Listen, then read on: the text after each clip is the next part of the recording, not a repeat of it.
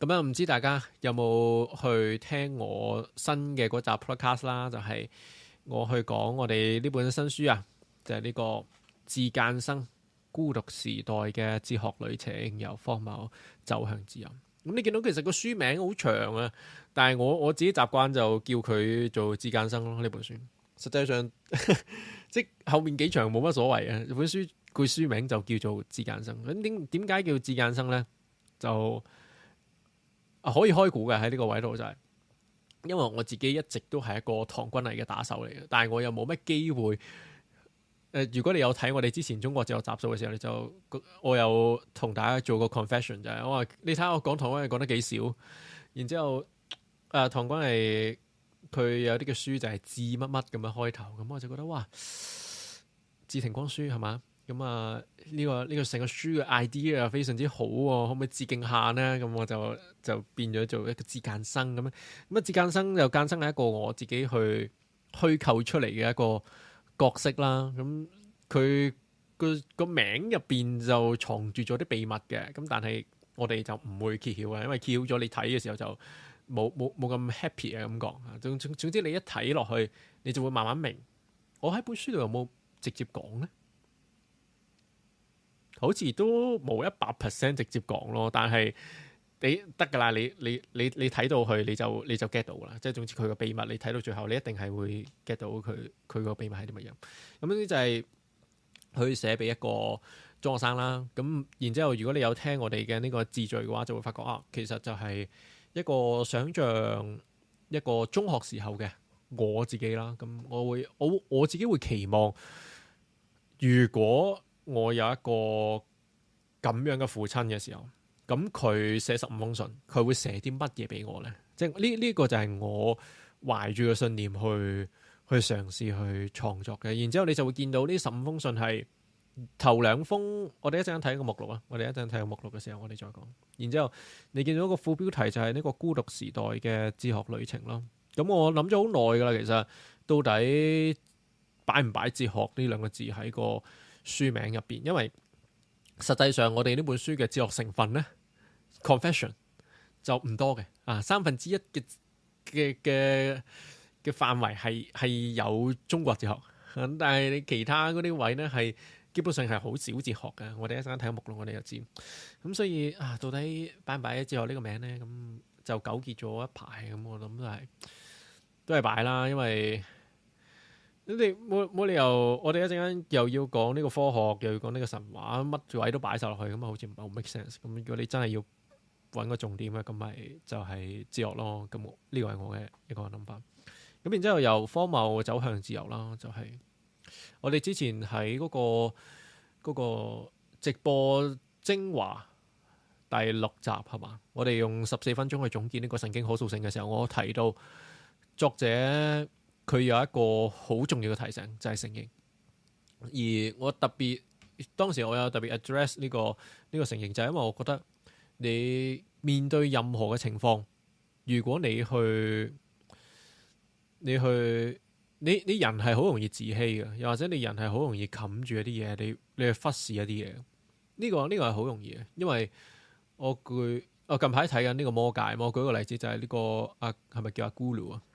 你見到阿咕嚕佢，你見到佢嘅人生係一路好 pathetic 噶嘛？即係你話佢為咗個魔戒，然之後殺咗佢嘅朋友，然之後佢一路咁樣去腐化。咁呢個就係我自己見到嘅，就係作者係咪想描寫一個現代人，又或者係一個被呢個社會所一路壓抑，又或者係一路一啲壞嘅影響，去導致到佢眼前淨係得一樣嘢。呢個係佢，你睇落佢好似一路以嚟佢嗰個目標，佢好想拎到嗰隻嘅魔戒，係嘛？你好想要嗰樣嘢，佢睇落好似好有目標啊，但係實際上佢唔係，佢只係唔去承認佢曾經係一個哈比人，佢唔去承認自己係可以唔受呢個魔戒影響，佢唔去承認，哇，其實我就係有精神分裂噶啦，我就係有咁多個人格噶啦，咁佢冇做呢啲嘅承認，以至到當佢唔承認呢一切嘅時候，咁佢嗰條路咪就係得翻一條咯，佢就冇選擇嘅方法，佢一路以嚟就望住呢個嘅魔戒。所以我覺得承認係非常之重要。而哲學提醒我哋嘅一樣好重要嘅位就係，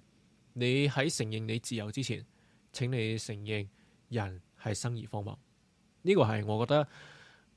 無論係中西哲學都係共通，無論係中西哲學都係共通。所以，但係呢一個位，即係去承認荒謬呢個位，我就唔係由中國哲學直接講嘅，我係由呢個西方哲學開始去嘗試去講起。咁但係無論係中國哲學定係西方哲學，都係從呢個荒謬走向自由。呢個係我自己嘅一個理解，又或者我所關注嘅一個位。係咁，所以同時啦，就係一個孤獨時代啦，就係因為我喺呢個自序當中，我都有提及到啦，就係人類係冇試過喺一個咁孤獨嘅時代。你過去你 even 咩食唔飽，咩着唔暖，人類喺嗰一種嘅世界當中 even 係一個所謂嘅賤民，都冇試過咁孤獨。因為 even 係一個賤民，你都係喺成個嘅社會嘅結構當中，你雖然係俾人剔除咗，你雖然係俾人排斥，但係你同呢個社會係有 linkage 嘅，你同呢個社會係一定係仲有一絲嘅連結。就算我哋去講乜嘢咩福柯嗰個古典瘋狂哲學史，唔係古典瘋狂史，我哋可以見到嗰啲嘅麻風病人，佢雖然俾人排斥咗，但係佢同嗰個社會有冇 attach 啊？係有噶，係依然都有啊。雖然佢俾人去 exile 咗，但係佢依然同呢個社會係去緊密去連結一齊。呢個就係我哋過去嘅社會嘅作用。但係去到我哋今時今日嘅時候，其實我哋經歷緊嘅係一個非常嘅一個個人化嘅時代，又或者係一個我哋如果用呢個弗洛姆嘅語言，就係一個點樣征服咧？好孤獨，係咪用咁簡單嘅字咧？我唔記得咗，但係總之係去描述我哋嘅自己同他人之間嘅不連結啊！呢個係無論係咩心理學家又好，嗰啲還是嗰啲嘅存在主義嘅哲學家都好，佢哋都可以見到我哋擁有住嘅呢一種嘅現實。咁佢哋可能即係用存在主義嘅語言就稱之為一種嘅荒謬嘅感覺。所以你喺古代嘅時候，你有一種可能有少少嘅荒謬感咯。但係去到我哋而家嘅呢個時代，就係哇，呢個荒謬感係爆棚嘅。咁我就覺得，我就將我哋嘅呢個時代就總結為一個所謂嘅孤獨時代。呢個係我嘅一個諗法。咁所以如果你想去了解一下點解我會想寫一本廣東話嘅哲學入門書嘅話，就好歡迎你去聽翻呢一集啦，17分鐘啊，17分鐘我哋將個字序去讀咗出嚟。咁我自己都聽過2次，我覺得 OK 啊，錄得 OK 啊，呢個係我嘅一個少少嘅感覺。咁如果我哋打開呢本書呢，咁你就會見到其實我哋喺頭2封信呢係會去提出問題嘅。老實講係提出問題嘅，就係你話我哋會打開見到一個發現自己係身處喺一個最孤獨嘅時代啊。然之後我哋發現一啲最古老嘅問題。最古老嘅問題係咩呢？就係人生意義係啲乜嘢呢？如果冇神嘅話，人應該點樣去存活落去呢？咁喺呢2個位度，你已經見到我係嘗試去轉換咗個問題。咁而我喺第2封信嗰度啦，我會去提及到，就係我嘗試將呢一個喺神存唔存在嘅呢個問題嘅時候，我將佢拆成3個時段。一個就係神存在之前嘅嗰個時段，一個就係宗教出現嘅嗰一個時段，亦即係神出現嘅嗰個時刻，再去到呢個所謂嘅神開始俾人 question 嘅嗰個時代。咁你從咁樣分咗一個3個時代嘅時候，我自己覺得，如果你係能夠了解呢3個時代係點樣發展嘅話，咁你就對於神呢個概念應該會立體好多。即係比起你純粹從一本嘅經典當中，然之後去用你嘅直覺又好，還是你呢本經典入邊嘅文字去參透呢一位神嘅意志嘅話，我覺得呢個歷史啲嘅視覺係會清楚啲嘅。咁然之後，基於我哋分咗3個時段啦，咁所以我哋就會成本書佢會分成咗3個部分。咁神之前嘅嗰個時代，我哋就稱之為自然烏托邦。我哋會嘗試用科學嘅一個角度去睇下呢一個世界係點樣發展。咁所以你會見到有一啲好熟悉嘅名字啊，例如係呢個自私的基因啦，例如係恐龍的啟示啦，呢一啲嘅書亦都係我哋曾經嘗試去講過嘅一啲嘅書籍。咁我將佢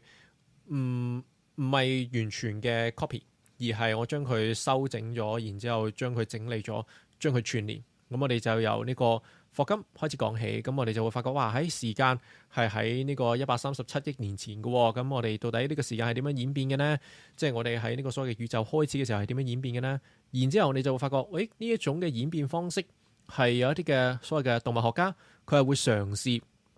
去用呢個所謂嘅演化論去配合呢一個由 Big Bang 開始就出現咗一個演化歷程。咁所以呢一個演化嘅原則係冇喺呢一個所謂嘅 Big Bang 以後就消失咗噶，反倒係佢一直持續。咁你喺 Big Bang 嘅時候，你見到同樣嘅演化原則，咁你去到呢個所謂嘅生命嘅一個起源嘅時候，你亦都見到同樣嘅原則。咁所以你就會見到由呢個所謂嘅宇宙啦，咁樣去一路去連貫去講到呢一個所謂嘅生物起源啦。你其實成個主軸就係用理查道金斯嘅呢個自私的基因去做一個基點，然之後我哋又透過我哋曾經講過嘅呢個恐龍的啟示去補充下，到底成個演化嘅歷程係點樣。咁所以你會見到個演化歷程係由時間開始，咁然之後就講到底生命嘅起源係如何。咁呢個就係佔據咗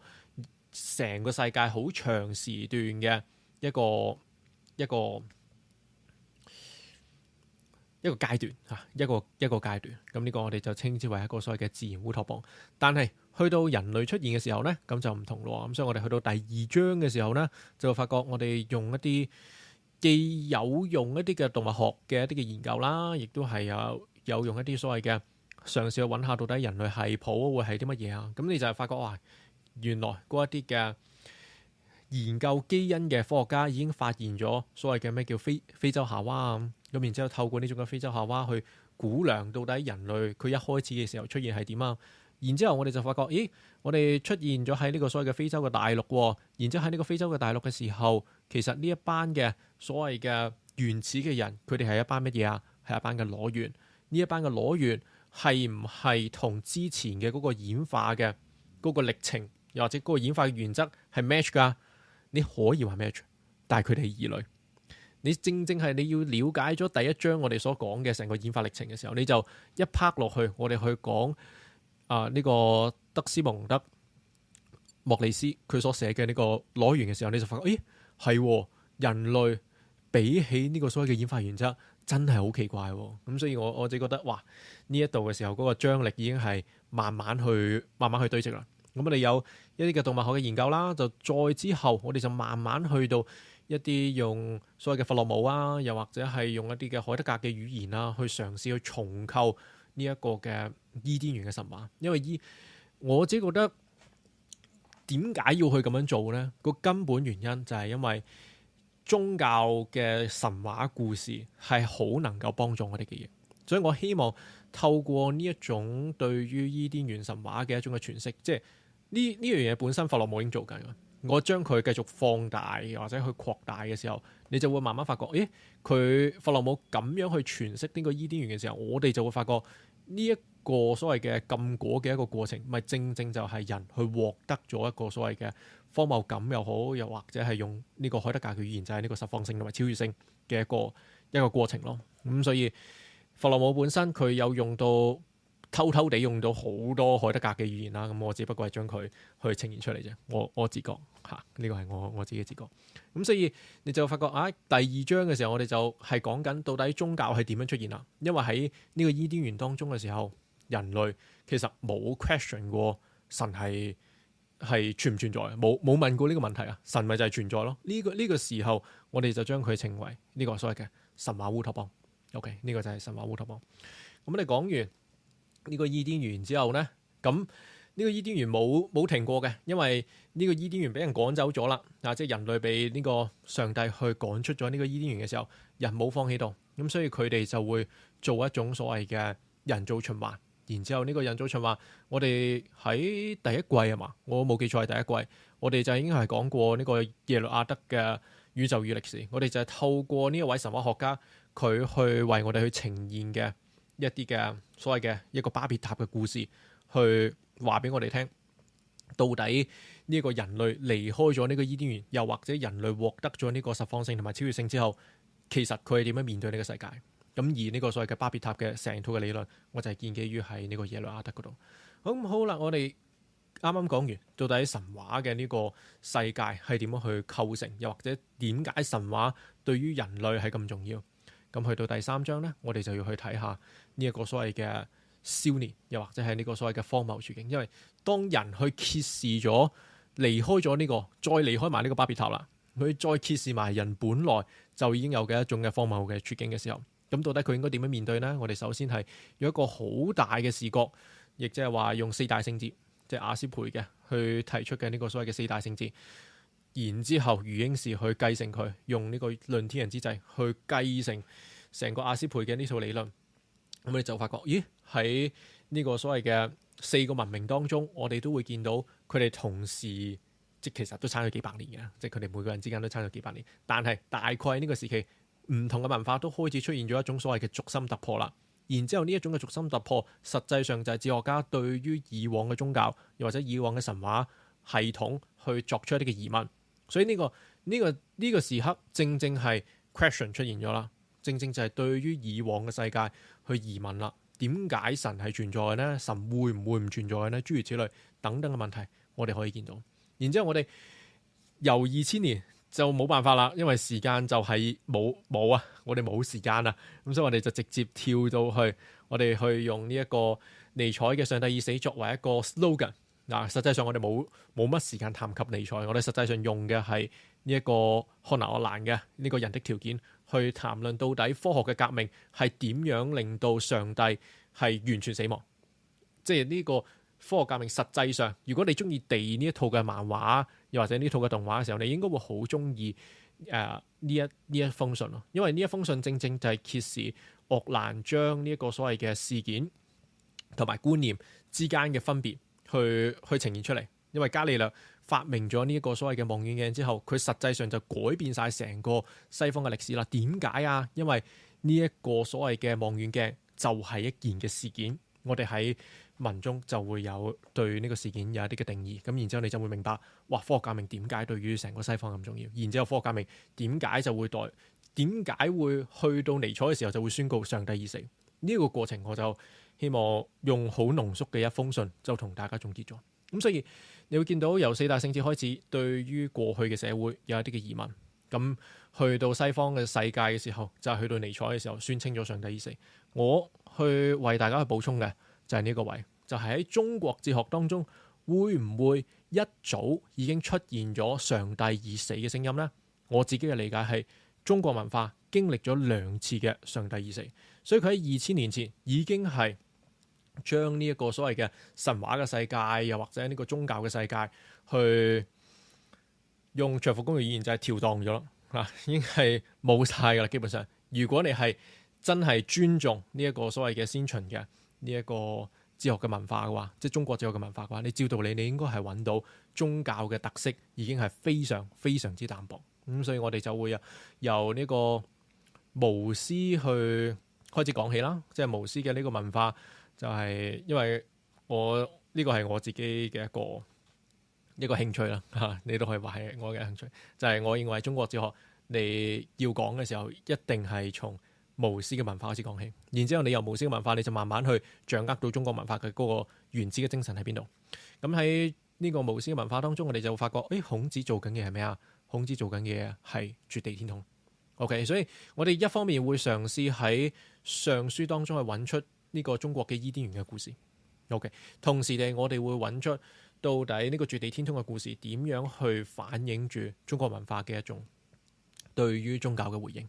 咁去到老子嘅時候啦，我哋會嘗試用胡適啦，因為我非常之尊重胡適呢一位嘅學者啦。咁所以你會發覺我會將呢個《詩經》同埋呢個胡適嘅講法去凝結咗。咁你就會發現，老子佢其實係講緊呢種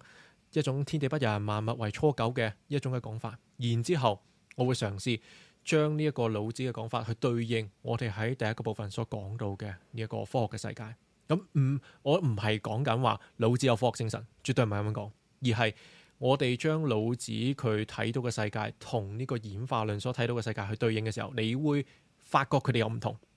但係佢哋有啲啲相似嘅位。咁你去 compare 佢哋嘅時候，就會有一啲得意嘅一啲嘅位置。因為天地不仁，佢想去呈現嘅嗰個世界，我哋內文就會繼續去慢慢講到啦。咁至於去到最後嗰兩封信，亦都係我自己最中意嘅嗰兩封信啦。因為我嘗試用莊子嘅呢個坤乾鵬飛，即係一個逍遙遊一開始嘅嗰個寓言，我去嘗試去解釋下到底乜嘢叫做中國哲學喺荒謬當中見到所謂嘅自由嘅嗰個意思。咁呢個係做一個故事嘅形式，又或者再從呢個庖丁解牛嘅故事諸如此類去同大家講嘅咩呢？就係話呢個世界不得已啊，冇錯。中國嘅哲學家一早已經睇到呢個世界不得已啊，一早已經睇到呢個世界荒謬噶。但係莊子同我哋講呢個世界點噶？呢個世界我哋係可以逍遙噶。呢個就係莊子佢作為一個我哋用徐復公嘅語言就係話佢係富有呢個自由精神嘅一個大哲人。咁甚至徐復公嘅語言就係話其實佢係儒家嘅另外一個形態啦。咁所以有機會嗰時候你睇呢封信嘅時候，我就會發覺哇，點解我有陣時會同大家講話，喂，莊子雖然你唔一定要將佢擺落去所謂嘅儒門，因為楊粵賓有講過嘛，儒門內的莊子會有類似咁樣講法。我唔 exactly 同意嘅，但我會介紹俾大家聽。個實際原因就係因為你如果揾唔到莊子同埋呢個所謂嘅儒家之間嘅共通性嘅時候，你會睇少咗好多嘢。嗱，呢個就係我從徐復觀嘅呢一啲嘅語言，又或者係從呢個所謂嘅勸錯咗喺呢個巫術文化當中去睇到嘅一啲嘅 image。OK， 咁所以大家有興趣就可以一定要捱到落去，即係老實講，擺到佢咁後係有原因㗎，因為壓軸啊嘛，係嘛？因為真係正嘢。咁然之後去到孟子嘅時候，就係呢個主體性哲學嘅一個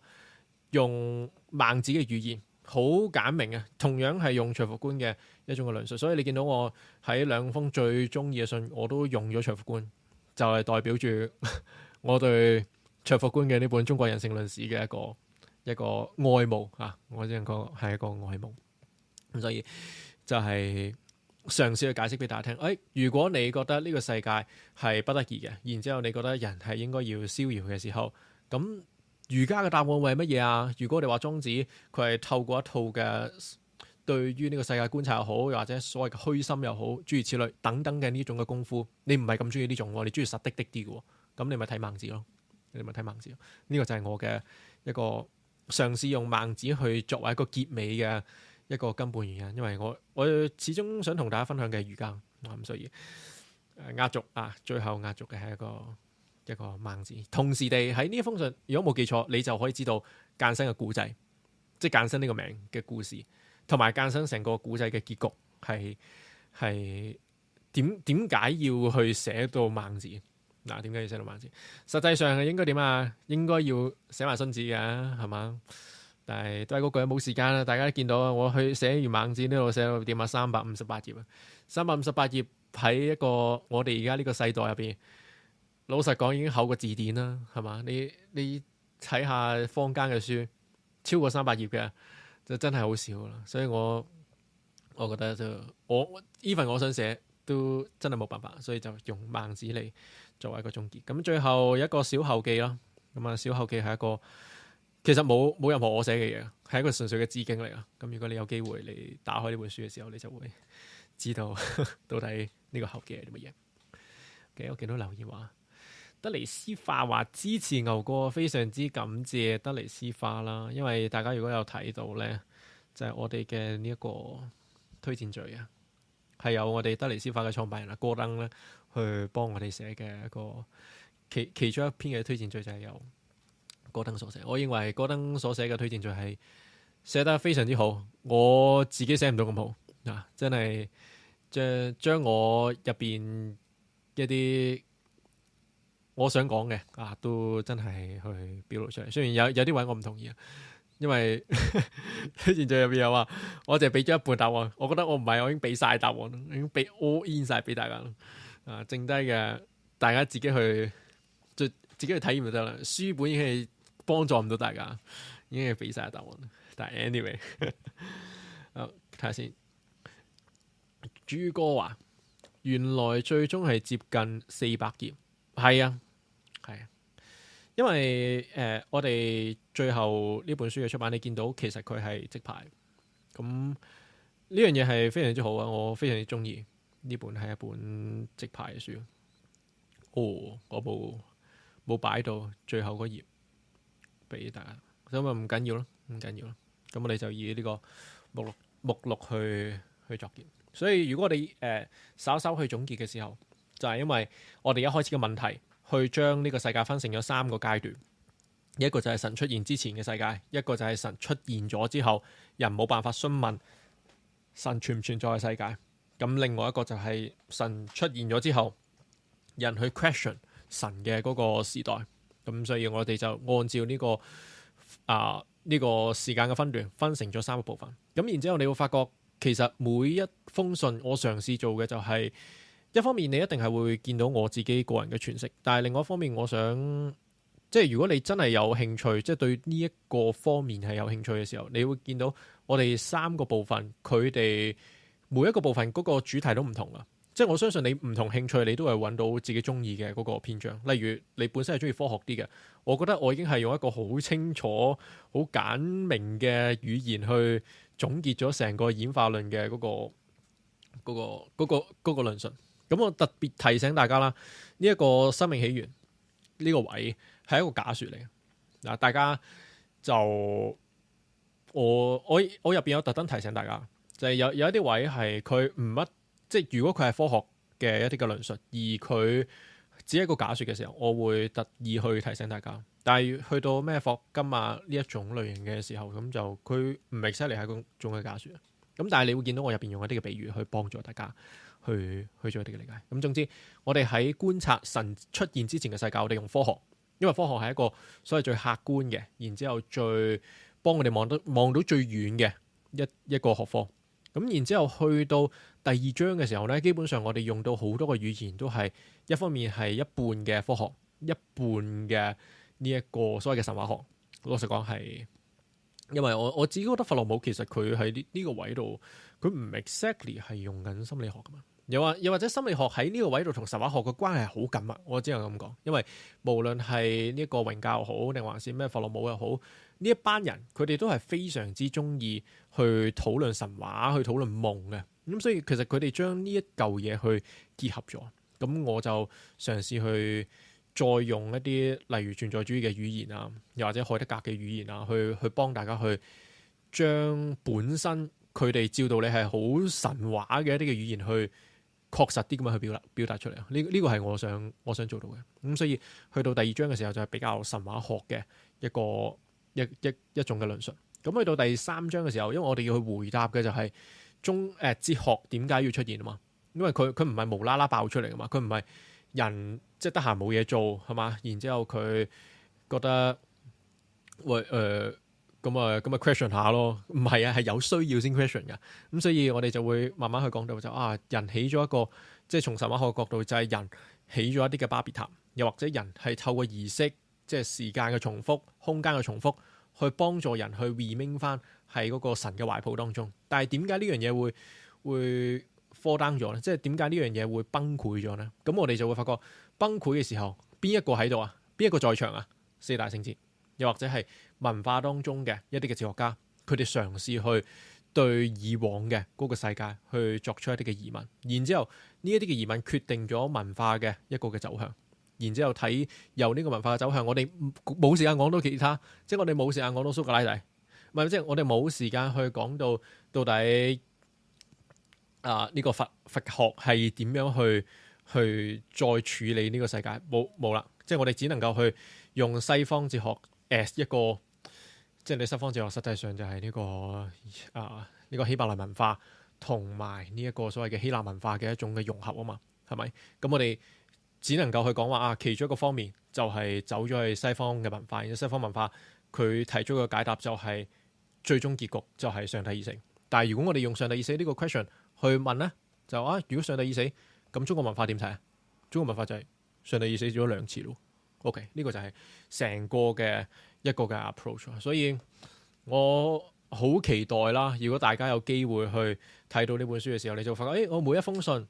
你有興趣，你咪去再嘗試去揾多啲，例如我睇多啲呢個阿斯培，睇多啲呢個余英時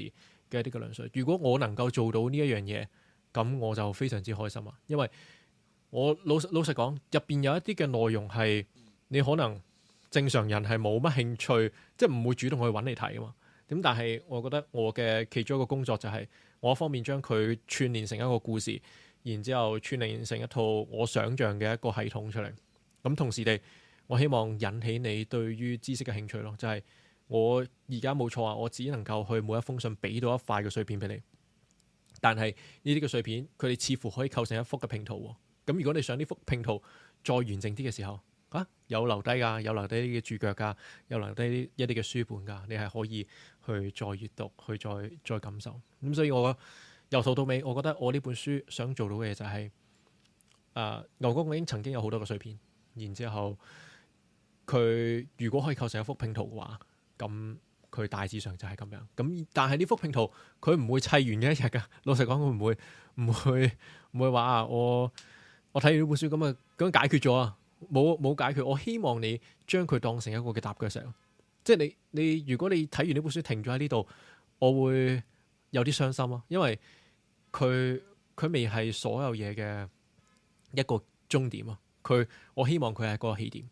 呢個係我非常非常之希望做到嘅嘢。尤其是我覺得，即係我其中一個位，點解本書嘅副標題一開始係寫到孤獨時代，就正正因為我自己覺得，我係一個天生好孤獨嘅人，即係我唔能夠講我享受孤獨。但係我會好意識到自己有一啲孤獨嘅時刻，咁所以你問呢個孤獨係點樣可以去消除？一方面係靠現實，即係無論係朋友又好，定還是身邊嘅關係又好，咁樣去聯繫住。另外一樣嘢就係哲學，尤其是係中國哲學。咁所以我自己覺得，我想透過呢本書表達俾你聽嘅就係，我明白呢個世界有一種好明顯嘅孤獨，而呢種孤獨係我哋唔好成日話咩現代人好廢，現代人唔廢啊！現代人身處係一個冇過去嘅人所能夠意識到嘅、所能夠感受到嘅咁孤獨嘅一個時代，咁可以帶俾我哋一啲嘅解答嘅學科係啲乜嘢呢？每個人可能有唔同嘅答案嘅，我嘅答案就係哲學，尤其是係中國哲學。OK， 咁啊，所以非常之唔知大家聽完呢個少少嘅簡介之後，會唔會對呢本書去產生多啲嘅興趣啦？咁但係啦，我希望大家會大約知道呢本書想做啲乜嘢，同埋係啦，呢個就係我嘅少少嘅簡介。睇先。德尼斯化，我估係戈登啦，係嘛？戈登話口先正啊，睇啲名都好吸引啊。然之後唔知乜嘢處，全部我 all in。OK， 我自己覺得幾吸引喎，但係我哋個封面就冇咁花嘅，即係你一定係要揭到去呢個目錄嘅時候，你先哇！其實呢本書講咁多唔同嘅書嘅，又或者係會討論咁多唔同學科嘅，咁但係即係大家老實講啊，即係誠實啦，就係你睇呢本書嘅時候，呢個封面你唔會覺得話入邊係咁樣，但係就係一定係要掀開去到目錄嘅時候，我哋先慢慢咁樣去列出嚟。唔係我唔係話咁樣個封面冇啊，即係我純粹係話個封面睇唔出㗎。咁唉，呢個係現實嘅問題啊！呢個係現實嘅問題。但係我自己啊，我自己係吸引嘅啊！對我自己嚟講，我希望係最後提大家，就係咁啊，最後呢，我哋就可以去睇一個。